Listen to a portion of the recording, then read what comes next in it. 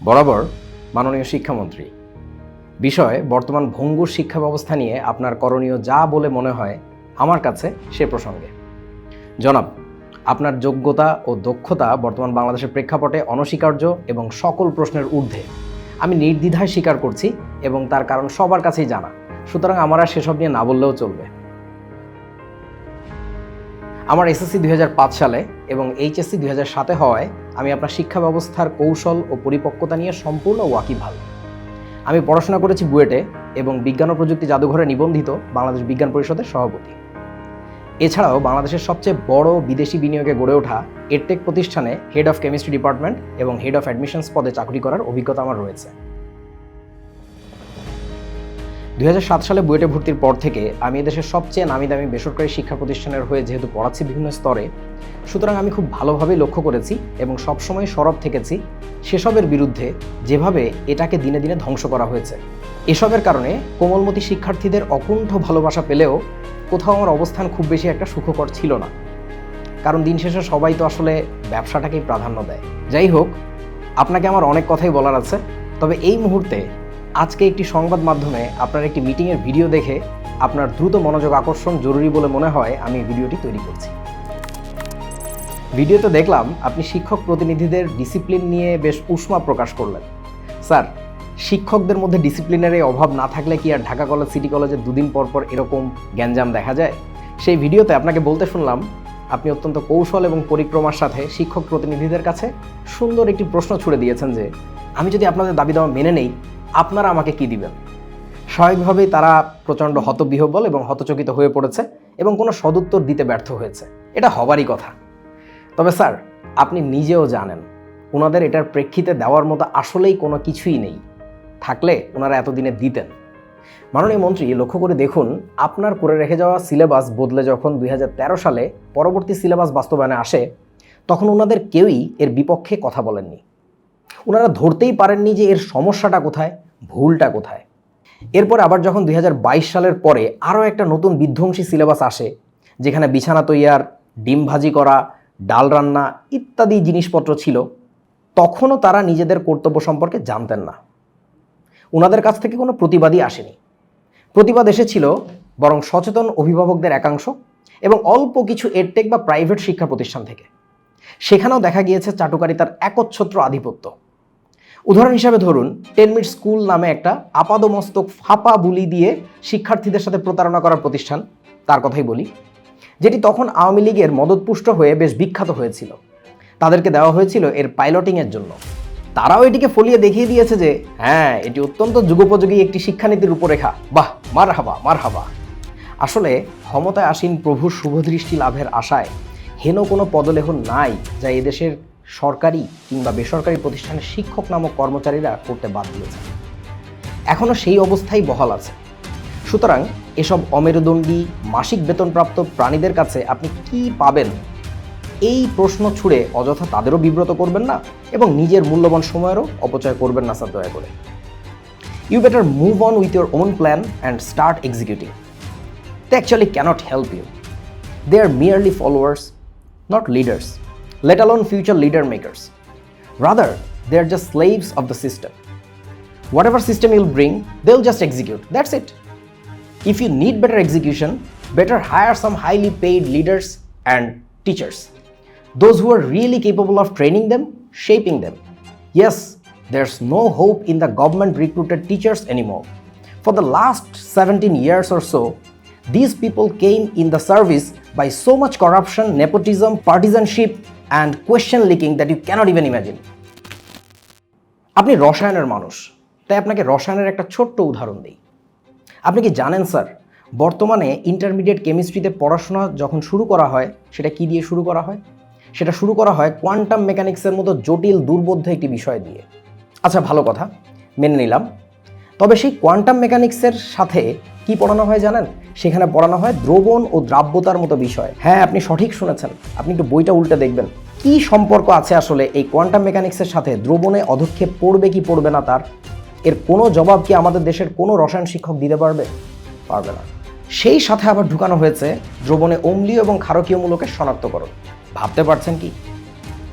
আবার দ্রবণ ও দ্রাব্যতার যে সেন্ট্রাল কনসেপ্ট, কেএসপি বা কেআইপি, সেগুলো শেখানোর আগেই কি ওকে উভমুখী বিক্রিয়ার কেসিকেপি সম্পর্কে ধারণা দেওয়া উচিত ছিল না?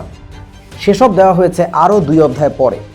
অর্থাৎ ওকে আসলে দ্রবণ দ্রাব্যতার যে অংশটা ছিল কেএসপি কেআইপি এর ওখানে, ওগুলো আসলে মুখস্থ করতে বাধ্য করানো হয়েছে। হ্যাঁ, আবার এই যে উভমুখী বিক্রিয়ার কেসিকেপি নিয়ে পড়বে, সেটার আগে তো ওকে ধারণা পরিষ্কার করা প্রয়োজন ছিল একটা দ্রবণের ঘনমাত্রা কি জিনিস, ঘনমাত্রায় মোলারিটি, নর্মালিটি, ফর্মালিটি, মোল ভগ্নাংশ, আংশিক চাপ, এগুলো কিভাবে কাজ করে, এদের কনসেপ্টগুলো আসলে কি, সেসব দেওয়া হয়েছে কোথায় জানেন? সেগুলো দেওয়া হয়েছে দ্বিতীয় পত্রে। যে অর্থাৎ সব কিছুই মোটামুটি দেওয়া হয়েছে, তবে কোনো কিছুই আসলে সঠিক জায়গায় দেওয়া হয়নি। এ কারণে দেখা গেছে কোনো স্টুডেন্টই বিজ্ঞান শিখে আসলে যৌক্তিক হচ্ছে না।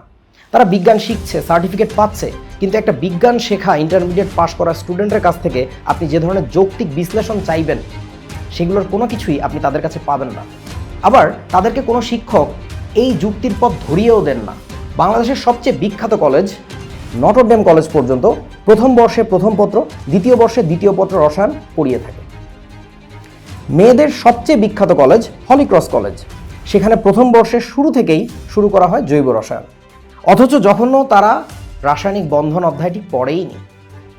এই যে রাসায়নিক বন্ধন অধ্যায় না পড়িয়েই জৈব রসায়নে ঢুকে যাওয়া, এই কাজটা অধিকাংশ কলেজেই বর্তমানে বাংলাদেশে করা হয়। কেন করা হয় জানেন? একটু পরে জানতে পারবেন।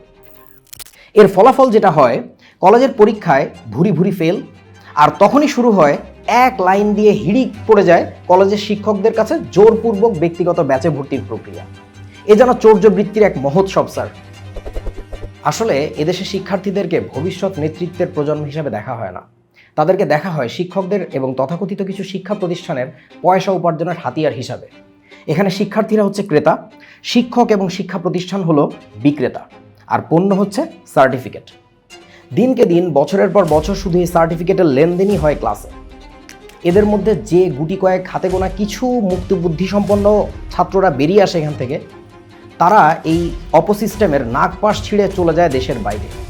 বাকিরা এখানেই সিস্টেমের দাসত্ব মেনে নিয়ে এরই পুনরাবৃত্তি ঘটায়।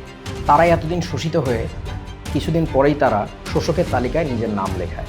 এসব নিয়ে আপনি একজন কোনো শিক্ষককে পাবেন না যে কথা বলে আসছে এবং আসল সমস্যাটা ধরতে পেরেছে।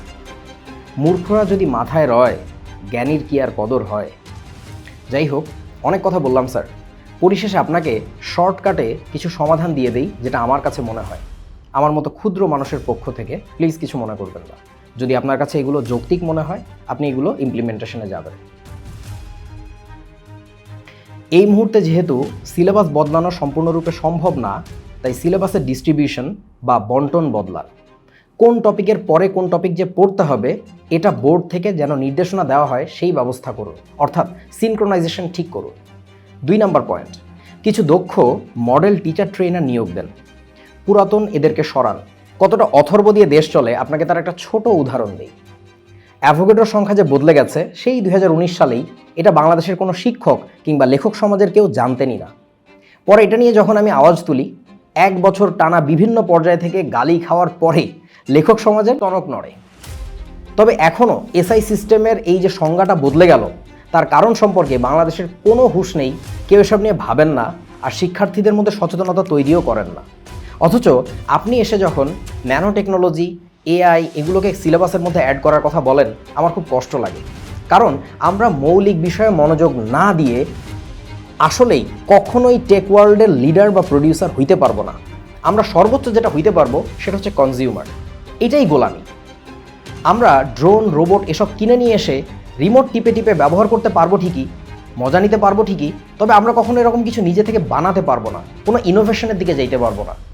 ভেবে দেখেন স্যার, গ্যাসের গতিশক্তির সমীকরণটা রসায়নে শেখানো হচ্ছে 3/2 nRT, ওদিকে ফিজিক্সে যেয়ে কিন্তু শেখানো হচ্ছে F/2 nRT। নবম দশম শ্রেণীর বইয়ে কোথাও সালফেট মূলকের সংকেত লেখা হয়েছে SO4 2-, কোথাও লেখা হয়েছে SO4 -2। কারোর কোনো মাথা ব্যথা নেই, কোনো বিকার নেই। লিটারকে কখনো লেখা হচ্ছে ছোট হাতের এল দিয়ে, কখনো লেখা হচ্ছে বড় হাতের এল দিয়ে। আইসিটিতে পড়ানো হয় VLC মিডিয়া প্লেয়ার ইনস্টল করার ধাপসমূহ। বোর্ড পরীক্ষা নকল তো আর এখন তেমন হয় না, যেটা আপনি করে দিয়ে গেছেন, আলহামদুলিল্লাহ এখনও সেভাবেই আছে। তবে স্যারদের যাচ্ছে তাই প্রশ্ন সম্পর্কে আপনি কি জানেন?